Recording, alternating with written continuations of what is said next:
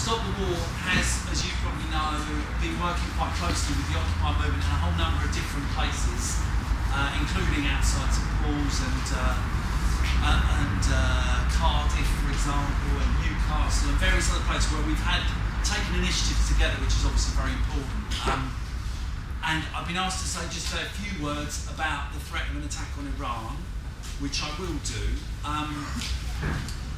I don't suppose that you lot need a lot of convincing that an attack on Iran would be an absolute disaster.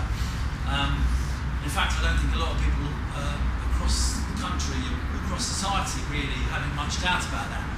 What I will say is that I was doing an interview the other day on the radio, and I was kind of debating with a guy from the Bow Group, which is one of the leading conservative think tanks, probably the most important conservative think tank. He was a foreign policy expert, and after the interview, he said to me, kind of off the record, which I'm not going to respect, if you think about an attack on Iran, put Afghanistan and Iraq together and multiply it by 4.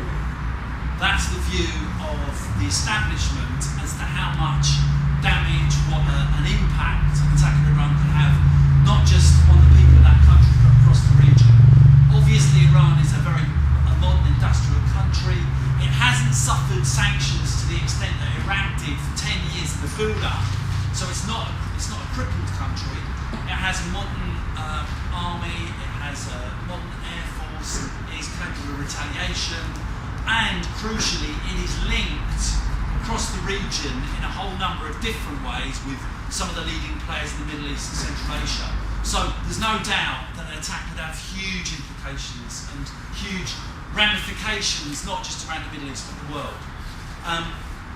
The second thing that I probably don't need to convince you very much of is the extent to which an attack would be wrong-headed, unjustified, immoral, and stupid.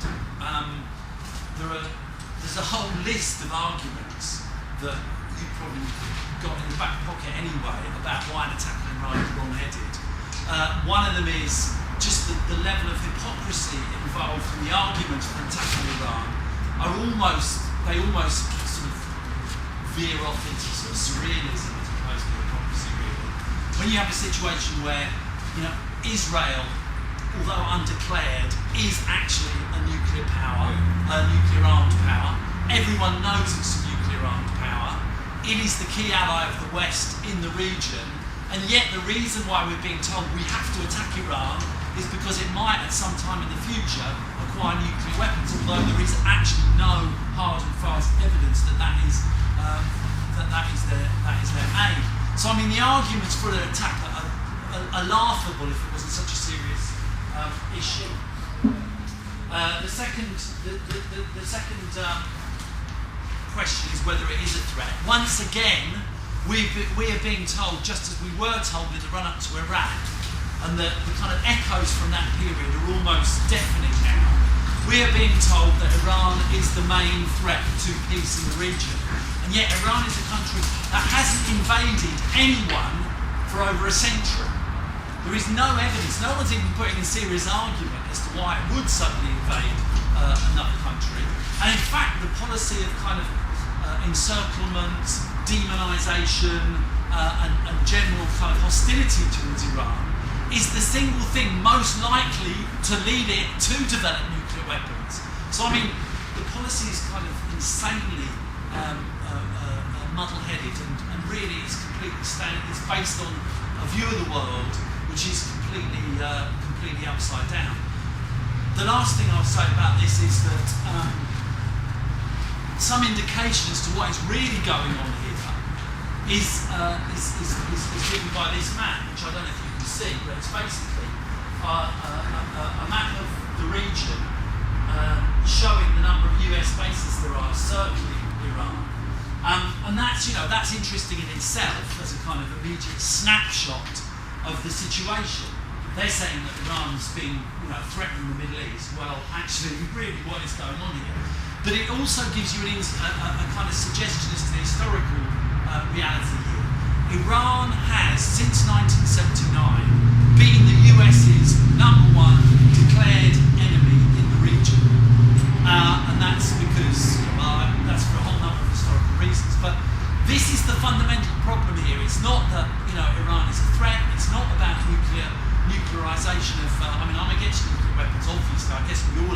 But that's not what this is really about. This is about the US trying to deal with what it is seen historically as its main enemy in the West, and it's trying to seize the opportunity to do that. My last sort of major point is this, which is that I just want to try and give a little bit of context, because lots of people do say that surely they won't be that mad, surely they're not so crazy given the implications, given what's likely to happen, as to launch this attack. And that's one of the things that I think we have to overcome when it comes to campaigning against this threat. And the problem with that argument, there's a number of problems with that argument, but one is that it implies that foreign policy in Washington or Whitehall is driven by kind of rational concerns and calculations, and there's not really, let's face it, there's not really very much evidence for that over the last 10 years or even longer. It's based on the idea that the Bush years, and maybe George Bush himself, was some kind of aberration, was some kind of descent into craziness.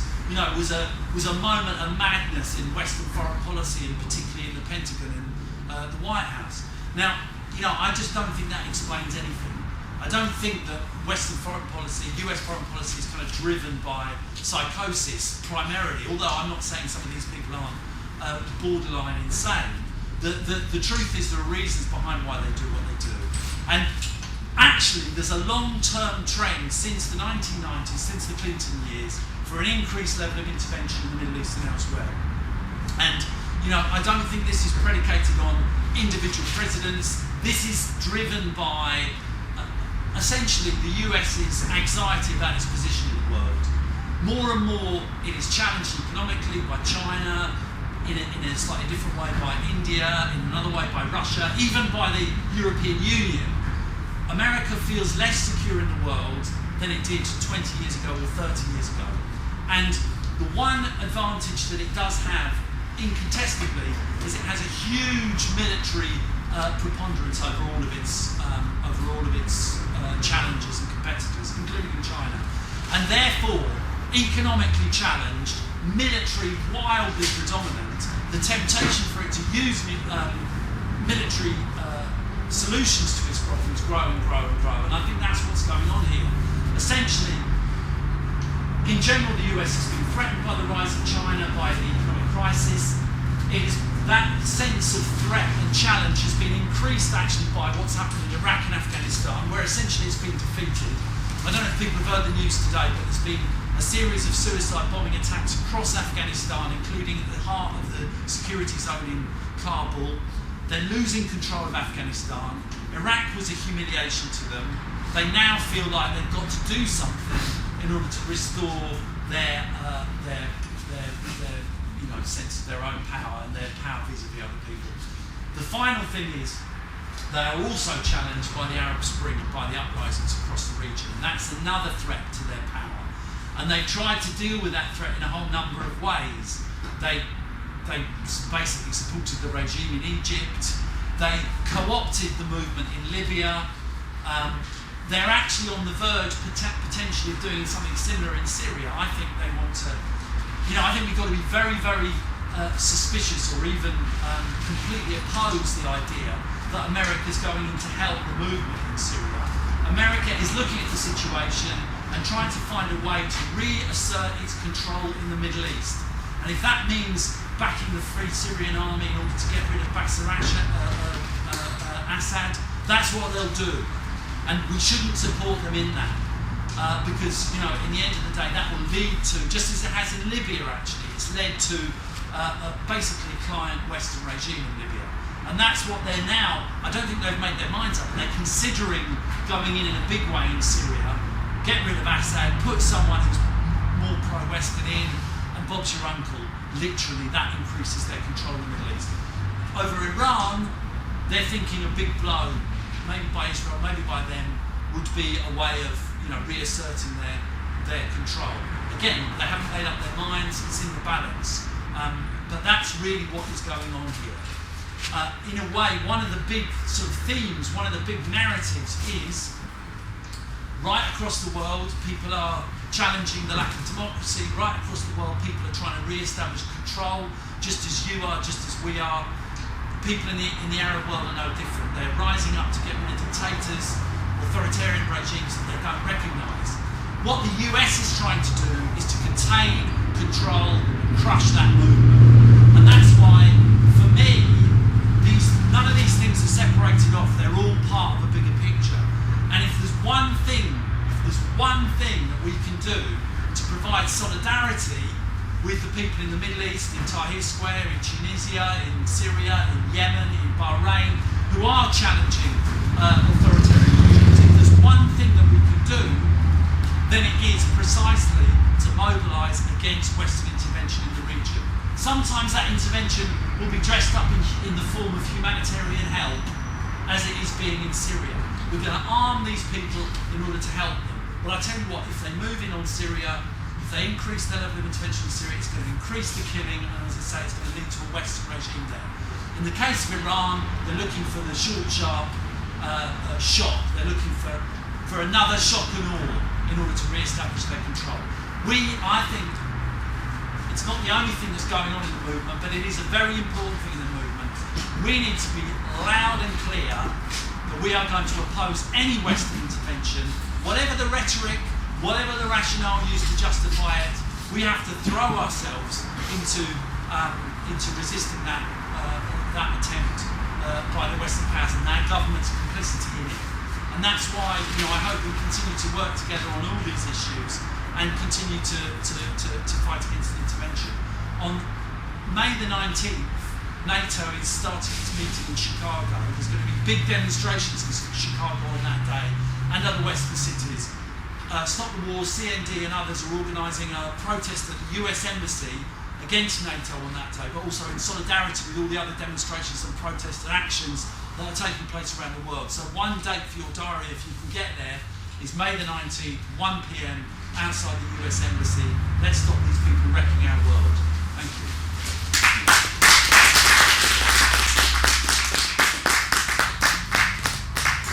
Do you mind taking questions, see if anyone's got any? Anyone got any questions they'd like to ask? Julian? Well, naively,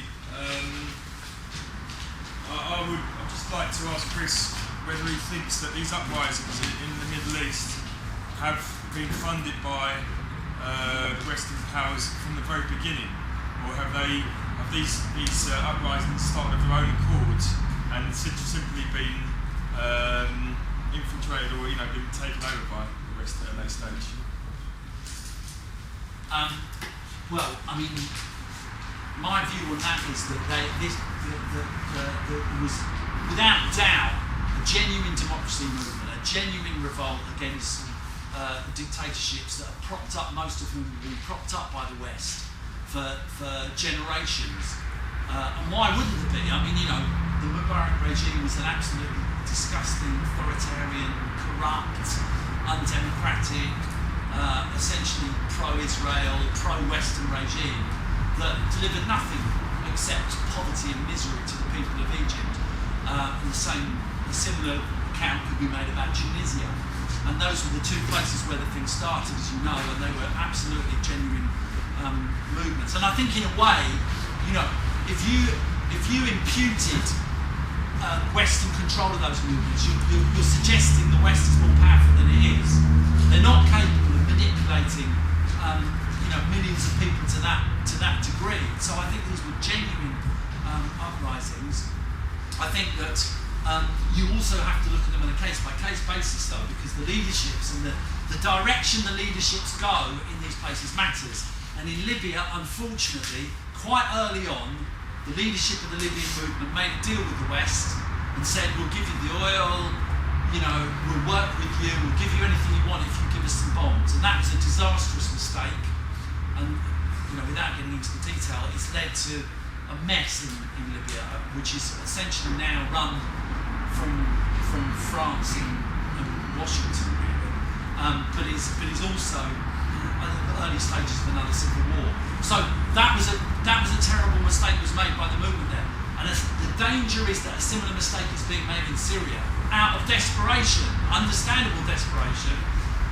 The sections of the movement, including the leadership of the Free Syrian Army and others, are turning to their worst enemy, They're turning to the people who have carved up the Middle East, stolen the resources of the Middle East for the last 120 years, robbed them of the oil, kept them in poverty, literally carved up the region on a map. That's why there are straight lines that divide the Middle East. There were lines written in Whitehall and written in Paris and written in Washington. And in desperation, some of the people in Syria are looking to those very same people for help against their own dictator. That's a disastrous mistake. It's easy for us to say that, but it is a disastrous mistake. And so, in a way, there's a kind of battle about what kind of movement is needed. But I don't believe the movement started out as being pawns, if you like, of Washington. I think there's a struggle for control. Anyone else? Let's go this way, then we'll go to Norman. If we go to there, then we'll come to you, Norman. Sorry? We go here, then we'll go to you, Norman. Okay. I was just wondering, we've met before.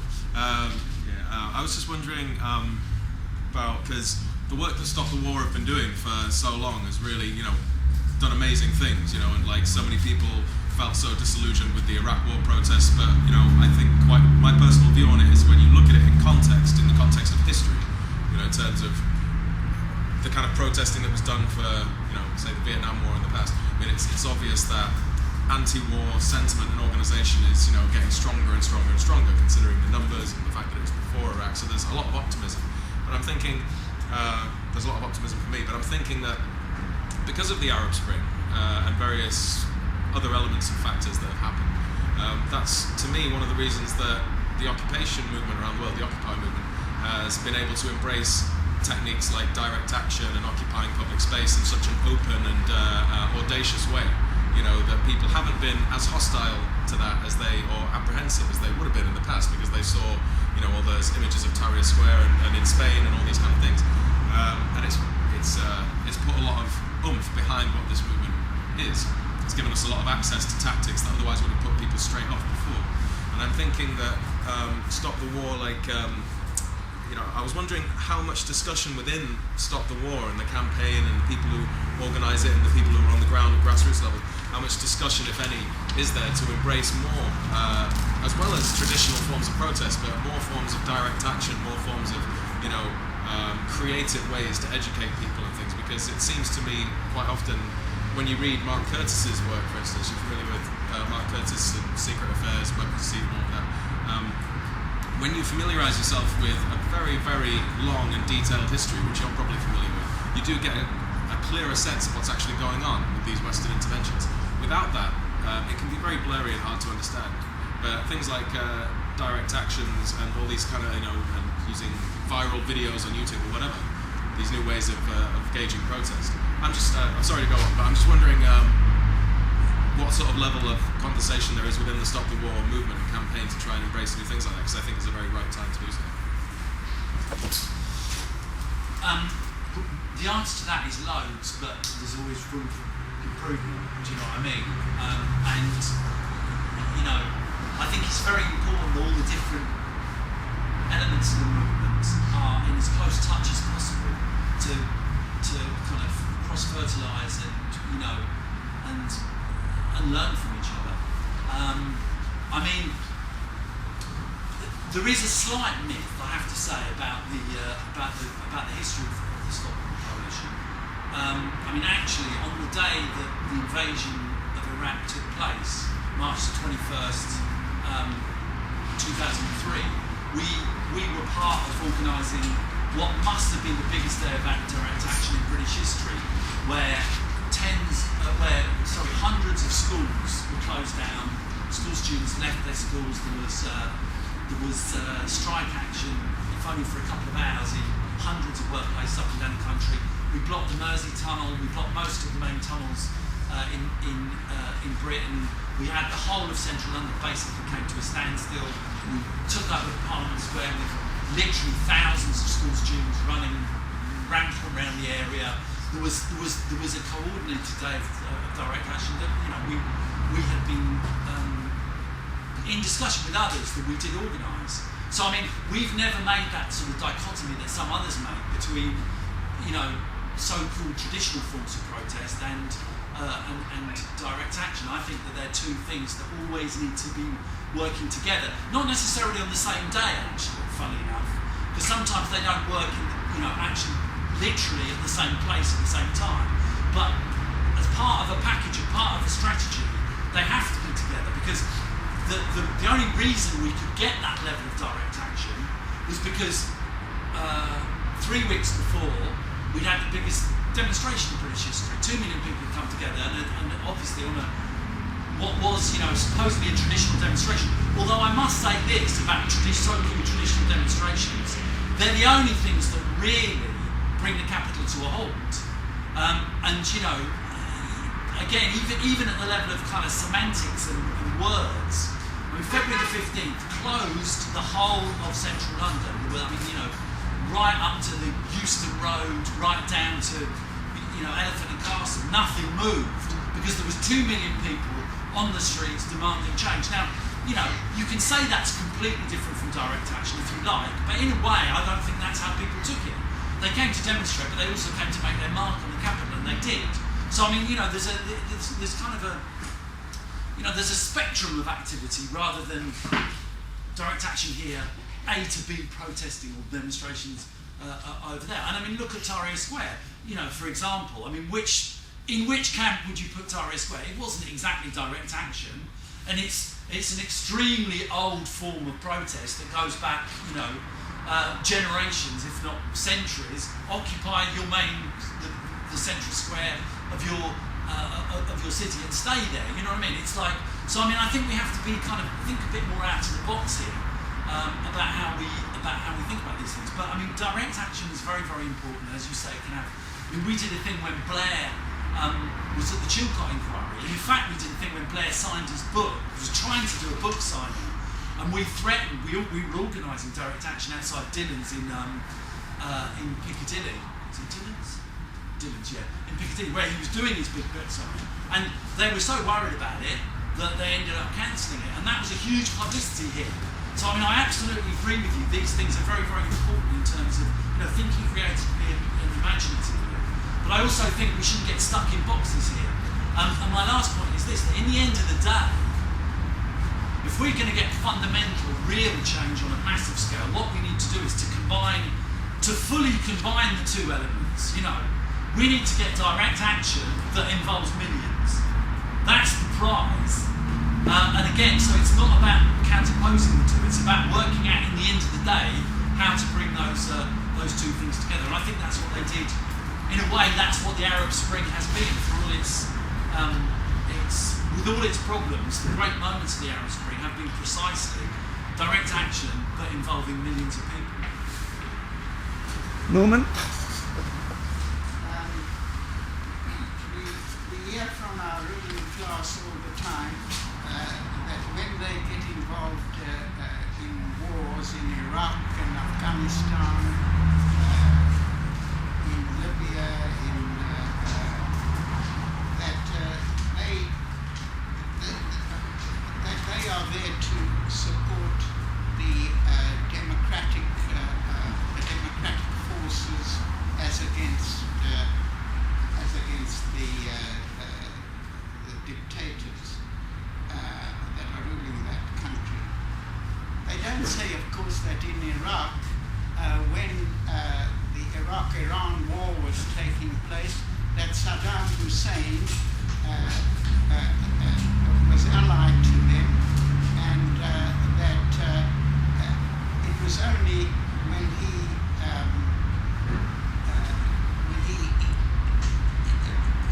acted independently and they saw him as a threat to their interests that he suddenly became the bad boy who was a dictator.